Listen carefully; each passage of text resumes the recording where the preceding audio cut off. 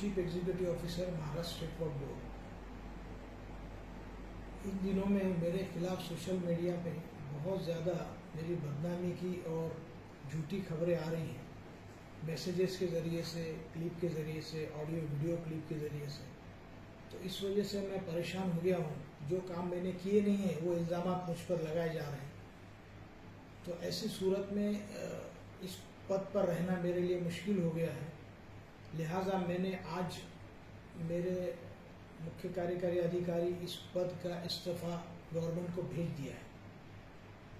मेरे इस कार्यकाल में जो लोगों ने मुझे साथ दिया, जिसमें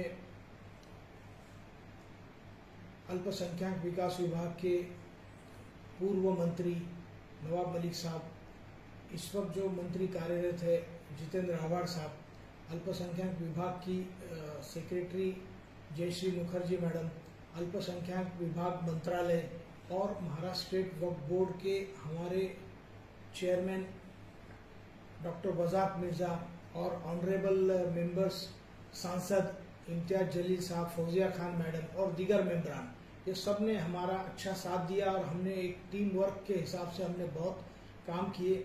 रजिस्ट्रेशन है, चेंज रिपोर्ट है और स्कीम है। इसके अलावा और भी कई एफआईआर दाखिल करा करके ज़मीनें जो है वो लेने की कोशिशें की है, एनक्रोचमेंट दूर की है। जितने भी काम किए हैं ये सब एक टीम वर्क था और मुझे सबका साथ मिला, इसलिए मैं सबका शुक्रगुजार हूँ। और अब मैं जो है, अब ये हालात इतने ऐसे हो गए कि जिसकी वजह से मुझे यहाँ कंटिन्यू रहना मुश्किल हो गया है।